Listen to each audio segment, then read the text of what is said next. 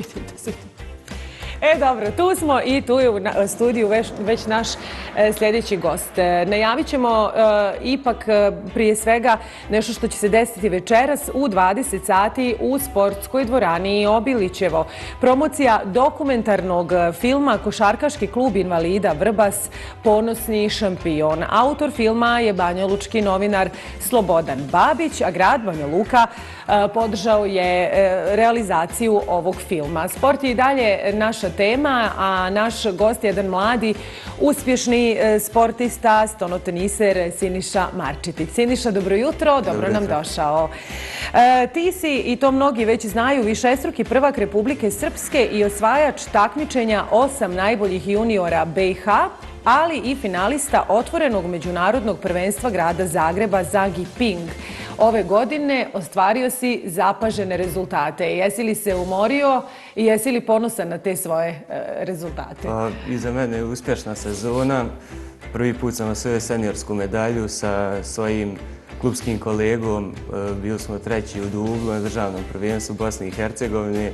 Poslije toga smo ostvarili ulazak u najviši rang takmičenja u BiH, to je Premier liga. Poslije toga sam uspio da osvojim prvenstvo Bosne i Hercegovine do 21 godine, što je do sad moj najveći uspjeh, i time sam izborio plasman na balkansko prvenstvo koje je ove godine održano u Nikšiću. S obzirom na to da treniraš još od svoje 9. godine i da si vrlo aktivan, stalno treniraš, putuješ, učestvuješ na takmičenjima, jesi li umoran? Pa ja zna biti duga sezona, ali uvijek se nađe vremena za odmor i da se pripremimo za nove pobjede, nove rezultate. Da, treniram stoni tenis od svoje 9. godine u stonotenskom klubu Borac Banja Luke. Moj brat je zaslužan što sam počeo da treniram stoni tenis, on je odveo na prvi trening i ovom prilikom mu se zahvaljujem što je učinio jednu veliku uslugu. Nije bilo dvoumljenja hoćeš li se baviti stonim tenisom ili nekim drugim fudbalom, kao što na primjer u tim godinama... Pa bilo je tu epizoda u fudbal, košarci, ali ipak stoni tenis je prevagnuo. Zašto stoni tenis i koliko je stoni tenis zapravo popularan kod nas među nekom mlađom populacijom?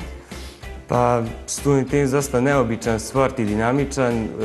Dosta mojih drugova je treniralo stoni tenis, pa su, tako reći, povukli i mene u taj sport.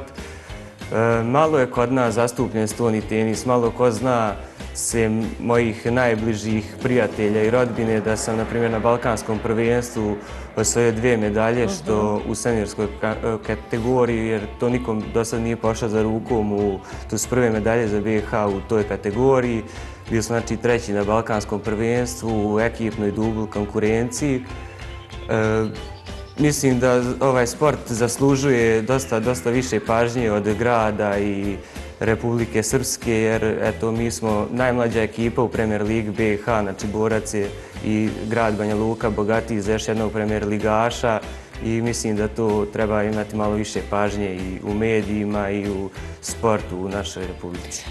Ti si, znači, jedan od onih naših bisera, imamo ih još pored tebe i u drugim nekim sportovima koje bismo zapravo trebali da njegujemo i mi drugi, a ne samo vi svojim trudom i radom. Upravo ste. Mislim da zaslužujemo malo više pažnje.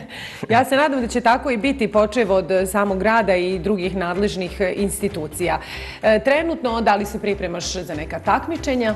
Pa ove sezone cilj mi je da odbranim titulu u seniorskoj kategoriji do 21 godine, znači državni prvak ubranim titulu, i cilj mi je da sa svojim klubom izborim opstanak u Premier ligi. Dobro, ali nemoj da nam odustaneš. Mnogo je, pretpostavljam, nekih planova koje imaš u budućem periodu.